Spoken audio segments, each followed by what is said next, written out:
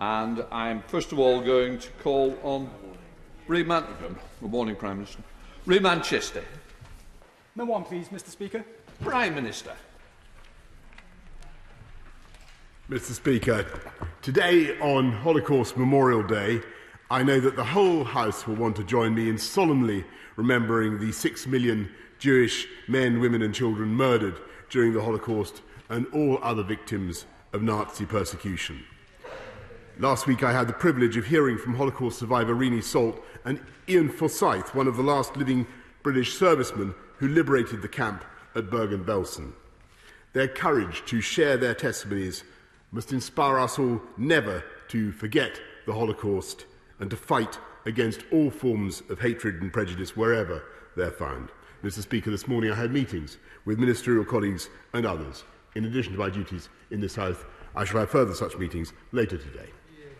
We now have a virtual leader of the opposition. Oh, sorry, Manchester. Thank you, Mr. Speaker. I associate myself entirely with all that the Prime Minister has said. Can I thank the Prime Minister and the Government for all their hard work in these difficult and challenging times with regards to the delivery of the COVID-19 vaccination. However, my constituents in Gillingham and Rainham and the wider Medway towns would like me, as their Member of Parliament, to raise their real concerns with regards to the availability of the vaccine in our local towns. We have constituents who are in their 80s, in their 90s, who have not yet had the vaccination. And Medway was one of the hardest hit areas in the country, and the mutant variant was discovered in Kent. And North Kent has some of the highest health inequalities in the country. Can the Prime Minister please ensure that we have the mass vaccination centre in Medway? Prime Minister. Mr. Speaker, I share my honourable friend's sense of frustration about the pace of the vaccine rollout, in spite of the fact that we have the fastest rollout anywhere in Europe. It is entirely right that a constituency MP should want to see more done as fast as possible. I can tell him that we've vaccinated more than 80% of those over 80 across the country, and we are looking certainly at a large-scale vaccination centre near him, and in his immediate vicinity we have done 127,000 vaccines already, Mr. Speaker, providing the hope of long-term immunity for the people of Medway and Gillingham and Rainham.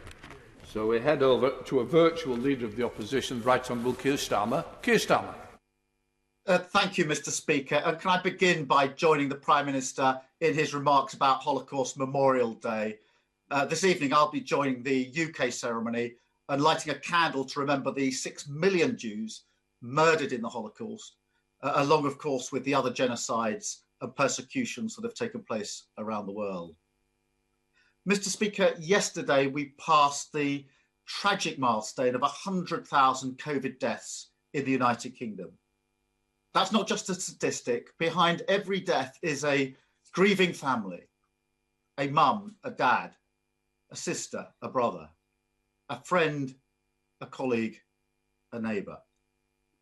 The question on everyone's lips this morning is why? The Prime Minister must have thought about that question a lot.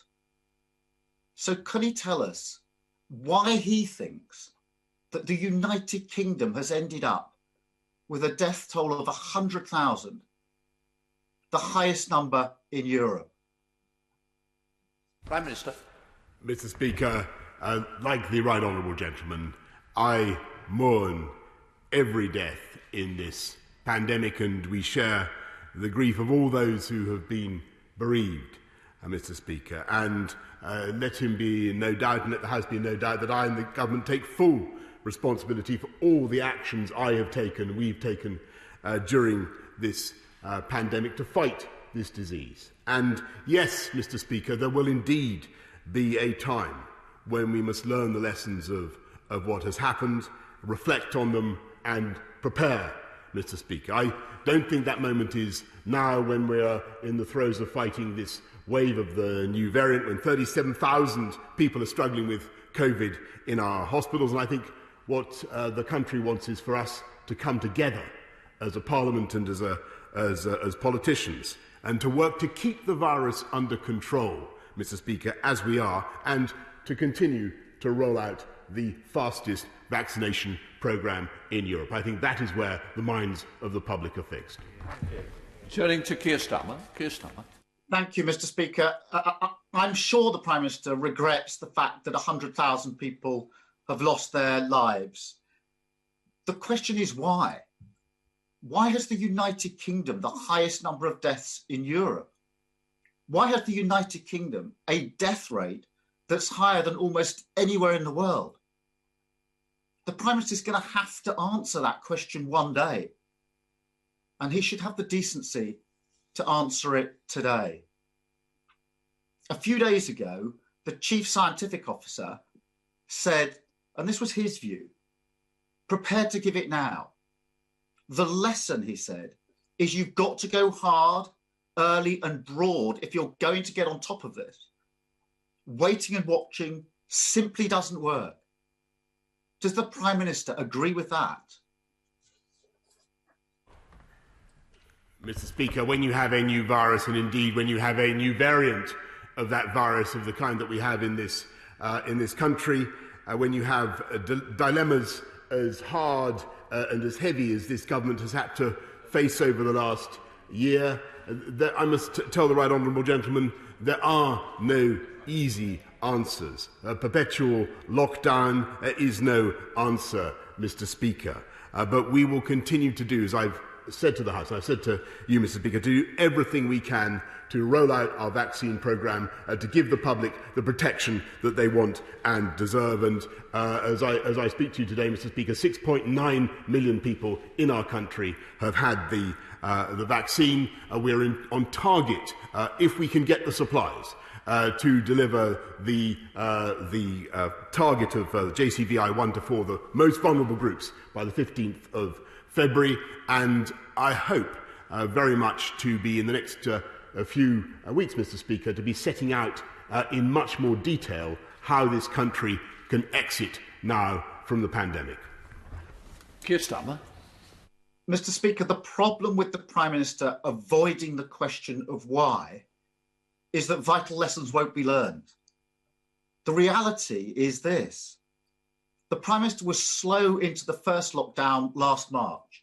He was slow in getting protective equipment to the front line, slow to protect our care homes, slow on testing and tracing, slow into the second lockdown in the autumn, slow to change the Christmas mixing rules, slow again into this third lockdown, delaying 13 days from the 22nd of December before implementing it. And I fear that he still hasn't learned that lesson. The latest example is the continued delay in securing our borders. We've known about the variants to the virus since early December, when it was announced in the House of Commons. We know some of those variants are coming from abroad, but we don't know the route.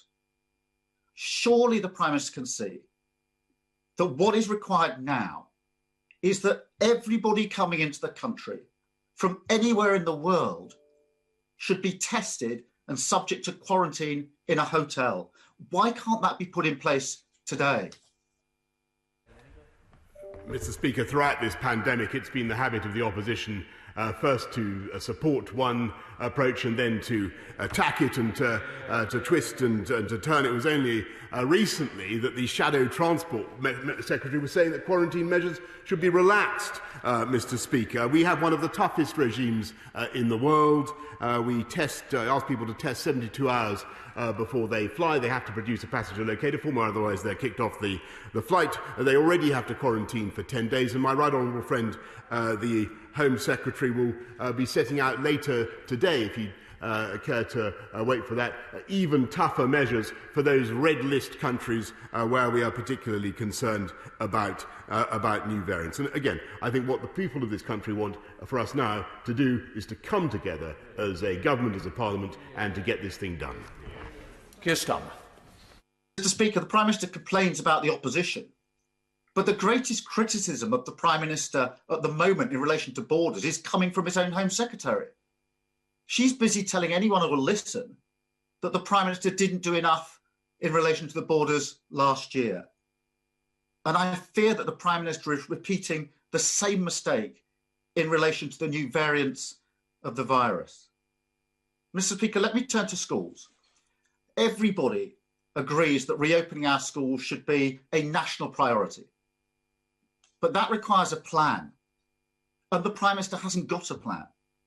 So as a first step, does he agree with me that once the first 4 categories of the most vulnerable have been vaccinated by mid-February, he should bring forward the vaccination of key workers and use the window of the February half term to vaccinate all teachers and all school staff?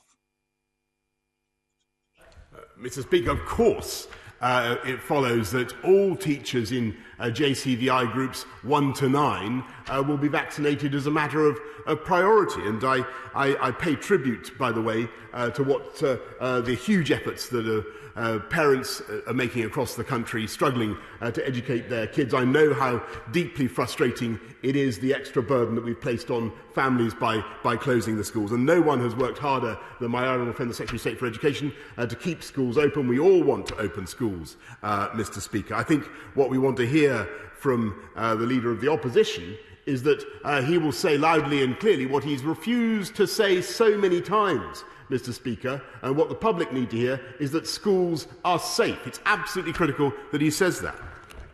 Keir Starmer.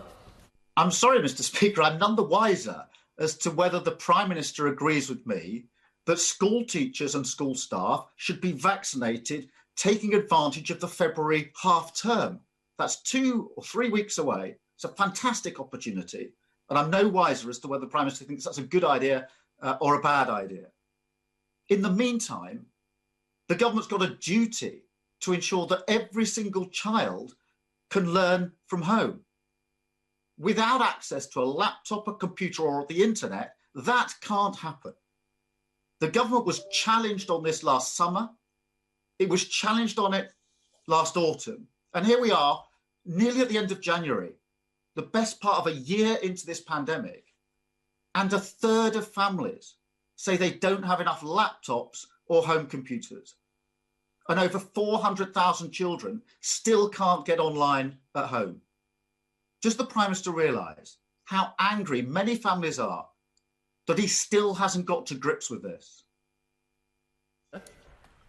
Mr. Speaker, as I said just now, I do fully understand the frustration and impatience of families across the country who are educating their kids at home. And I know how difficult it is. I know how frustrated teachers are with educating remote learning as well. That's why we've provided 1.3 million laptops, Mr. Speaker. That's why we've provided a £1 billion catch-up fund. And I will be making a statement to the House in just a few minutes, Mr. Speaker, setting out what more we propose to do with the reopening of schools and the way forward with schools, and what more we propose to do by way of supporting pupils and teachers and parents, Mr. Speaker, if you will just wait a few minutes. But he's missed his opportunity once again to say what I think people need to hear if we are to get schools to reopen, because that is the best thing for pupils and the best thing for families across the country. I would like to hear from the Leader of the Opposition, in defiance of his union paymasters, I'd like to hear that schools are safe. Don't forget, I just remind the Prime Minister, it's Prime Minister's questions. Keir Starmer. Mr. Speaker, every week the Prime Minister comes with his pre-prepared lines. I think when 100,000 people have died, he should take the time to answer the question. When 1 in 3 families are saying that they don't have enough laptops or computers, his answers are simply not good enough. We're nearly a year into this pandemic. This hasn't happened in the last few weeks, and 1 in 3 families say they don't have the wherewithal to do home teaching, and those children are going without home schooling. That's the question the Prime Minister should be answering. Mr. Speaker, the UK is the first country in Europe to record 100,000 COVID deaths. We also have the deepest recession of any major economy. Our schools are closed and our borders are open. And my biggest concern is that the Prime Minister still hasn't learnt the lessons of last year. And I fear that as a result, we'll see more tragedy and more grim milestones. Now, this afternoon, I will be speaking to families who've lost loved ones to COVID. The last time I did this, I asked the Prime Minister what he would like me to say to them on his behalf. He replied with a pre-prepared childish gag. I could tell the Prime Minister just how badly that went down with those families when I spoke to them later that afternoon. So I'll ask him again, and I hope this time he'll have the decency to answer them properly. What would he like me to say to those bereaved families on his behalf this afternoon? Minister. Mr. Speaker, I'm grateful to the Right Honourable Gentleman for meeting the families of the bereaved, as I have done, and I know members across the House have done throughout the pandemic. And it's important that we do that. And the message I would give those families is the same that I've given everybody I've met, is that I, of course, deeply personally regret the loss of life, the suffering of their families, Mr. Speaker. But I think the best thing that we can do to honour the memory of those who have died and to honour those who are currently grieving is to work together to bring this virus down, to keep it under control in the way that we are. And, Mr. Speaker, throughout this pandemic, I'm sad to say that the Leader of the Opposition has never failed in his efforts to try to score political points when I think he could be doing just that. And he has twisted and he has turned, and 1 week he calls for tougher border measures after the Shadow Transport Secretary called for looser quarantine. He calls for schools to go back. He won't even say this morning that schools are safe. He tries to associate himself now with the vaccine programme because he senses that may be going well, Mr. Speaker. But he stood on a manifesto to unbundle the pharmaceutical companies, the big pharma, Mr. Speaker, that made those vaccines possible. And he actually attacked the vaccine task force. I know you want me to sit down, Mr. Speaker. I don't want to make this point because I tried to make it last week and you saw me. He even attacked the vaccine task force for spending £675,000 on an effort to discover whether hard-to-reach groups would take a vaccine. And I really cannot think of a better investment right now of public funds. And I hope that later on this afternoon, the Right Honourable Gentleman may think of apologising for what he did and for that attack on the vaccine task force. Mr. Speaker, they can go on, and the Right Honourable Gentleman can go on making his party political points. We will go on, with or without his help, in taking this country forward, fighting the pandemic and getting coronavirus down. Pauline Latham in Derbyshire. Pauline Latham.